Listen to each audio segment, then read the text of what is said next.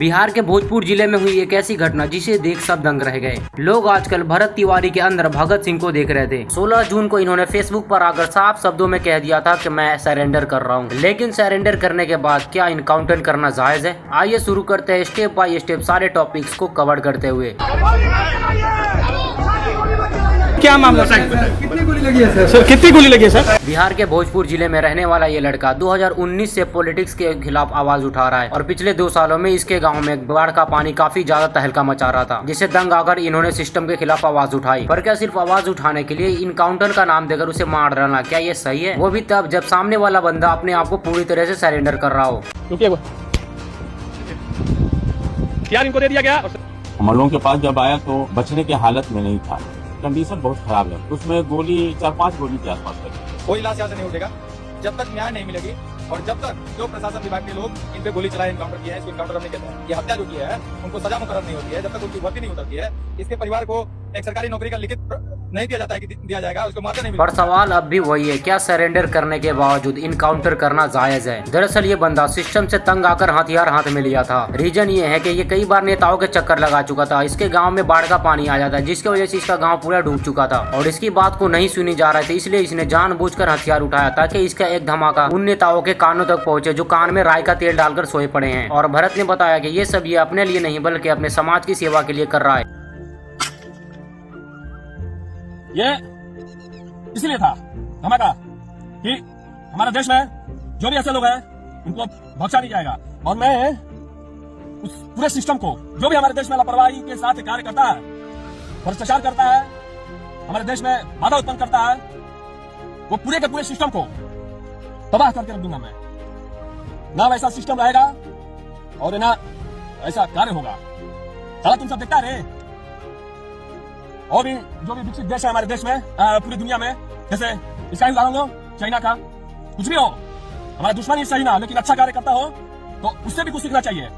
वहां पे कोई भी नेता, मंत्री या अधिकारी पाया जाता है भ्रष्टाचार में। दरअसल भरत के बहन का कहना है कि अपने इस मुद्दे को लेकर ज्यादा चक्कर लगाने की वजह से उनको मेंटल डिस्टर्बेंस बता दिया गया और उन्होंने यही बताया कि ये बात उनके दिल पर लगी, जिसकी वजह से उन्होंने हथियार उठाए। लेकिन फिर भी यहाँ पर वही बात आती है कि अगर इनका दिमागी संतुलन सही नहीं था तो इन्हें हॉस्पिटल लेकर जाना चाहिए था, न कि इनकाउंटर करना चाहिए था। लेकिन इनकाउंटर करने के बाद उन 6 पुलिस वाले को सस्पेंड क्यों किया गया? और सिर्फ इनके सस्पेंशन की वजह से ये शक के दायरे में आ रहा है कि ये बेगुनाह है, क्योंकि जब वो मेंटल था तो उसको मेंटल हॉस्पिटल में क्यों नहीं लेके गया? क्योंकि उनका तो इनकाउंटर करना जायज नहीं था, क्योंकि उनकी मेंटल हेल्थ सही नहीं थी। और अगर इन्होंने सेल्फ डिफेंस के लिए इनके ऊपर फायरिंग की थी तो उन 6 पुलिस वालों को सस्पेंड क्यों किया गया? अब यहाँ पर हमारे चचा क्या बोलते हैं, उनकी बात जरा सुन लेते हैं। इसको उसके आपराधिक इतिहास का पता लगाना चाहिए था और हाफ इनकाउंटर, अगर इनकाउंटर जरूरी भी था तो हाफ इनकाउंटर कर। इन्होंने अपने इनकाउंटर से ठीक 3 महीने पहले एक वीडियो बनाए थे जिसमें इन्होंने अपने कुछ शर्तों को रखा था कि अगर इनका इनकाउंटर कर दिया जाए, यानी कि इन्हें मार दिया जाए, तो इनकी क्या क्या मांगे होगी जो इन्हें पूरी करनी होगी। इन्होंने खुलेआम बताया था कि इनकी बॉडी को इंडियन आर्मी के हवाले सौंप दिया जाएगा और इन्होंने अपनी जान इंडियन आर्मी की वजह से जी है। जैसे हमारे देश के जवान बाहर के लोगों से लड़ते हैं बॉर्डर पे खड़े रहकर, वैसे ही हमारे देश के अंदर जो नेता खोखला कर रहे हैं हमारे देश को, उनसे लड़ने के लिए भी तो कोई चाहिए ना। और अफसोस की बात है, हमारे देश में जब भी कोई नौजवान युवा आवाज उठाता है तो उन्हें मार दिया जाता है। उनकी आवाजों को पूरी तरह दबाने की कोशिश की जाती है और लोग इसको देखकर डरते भी और डरे भी क्यों ना, उन्हें अपनी जान की परवाह जो है। हालांकि मरने के बाद लोगों की भीड़ और गाड़ियों की लाइन बता रही है कि भाई ने कितना नाम कमाया है। और आज मैं कसम खाकर कहता हूँ भरत भाई, आज तक मैंने सिर्फ इतिहास में ही पढ़ा था कि रियल हीरोज होते हैं। एग्जाम्पल के लिए भगत सिंह, खुदीराम बोस, महात्मा गांधी और न जाने ऐसे कितने लेजेंड्स हैं जिनको हमने किताबों में पढ़ा है, लेकिन आज रियल लाइफ में भी ये देखने को मिला। और हमारी ये जनरेशन आपसे बहुत कुछ सीख रही है, यहाँ तक मैं खुद भी आपसे बहुत कुछ सीखा हूँ। और इसलिए आज मैं इस वीडियो में एक बार फिर से वादा करता हूँ कि मैं पूरी ईमानदारी से और मेहनत से दुनिया को सच दिखाऊंगा और सच हमेशा बोलूंगा, फिर चाहे उसके लिए मुझे आपकी तरह मार ही क्यों न दिया जाए। कम से कम मुझे मेरे मरते टाइम किसी बात का रिग्रेट तो नहीं होगा। पर अब भी सवाल वही अटका है, अगर इनकाउंटर किया गया है तो फिर उन 6 पुलिस वालों को सस्पेंड क्यों किया गया? जबकि उनके बारे में तो बताया गया था कि वो अभी दिमागी हालत से सही नहीं है और उन्होंने पुलिस वाले के ऊपर फायरिंग करी थी, तो पुलिस वालों ने अपनी सेफ्टी के लिए उनके ऊपर हमला किया। लेकिन हमारे भारत में आज तक बड़े से बड़े बड़े रेपिस्ट को, बड़े से बड़े क्रिमिनल्स को भी हाफ इनकाउंटर किया गया है। स्टार्टिंग में उनके पैरों पर गोली मारी जाती है, ना कि डायरेक्ट 5-6 गोली मार दी जाती है पेट पर, उसके प्राइवेट पार्ट के नीचे, जबकि उनके 28 साल की एज तक के एक भी क्रिमिनल रिकॉर्ड नहीं है। तो फिर इनका इनकाउंटर क्यों किया गया, हाफ इनकाउंटर क्यों नहीं किया गया? जबकि हमने देखा है उनकी फेसबुक लाइव पर कि वहाँ पर उन्होंने हथियार डाल के अपने आप को सरेंडर कर दिया गया था। यहीं से स्टार्ट होगा युद्ध, समझा? साला लगता है आतंकवादी है रे, साला मुंह बांध के गमछा के साला लहराता है तुम सब। फेंक दे, रुकिए,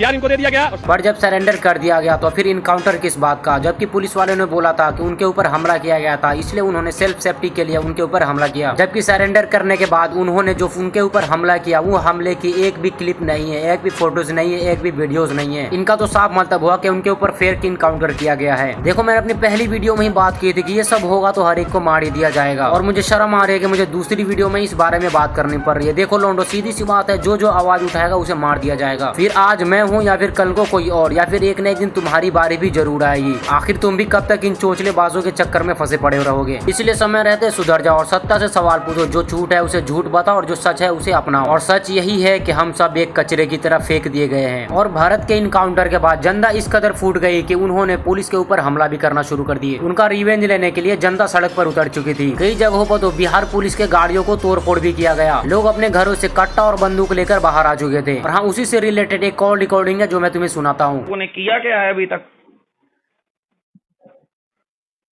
कुछ तो जानकारी है आपको? पीआरओ बोल रहे हैं ना आप एसपी के? जी जी जी। हाँ, तो कुछ जानकारी है आपको या नहीं, ये तो आप बताएंगे हमें। सर उसका कार्रवाई चल रहा है सर। क्या कार्रवाई चल रहा है, जरा बताइए।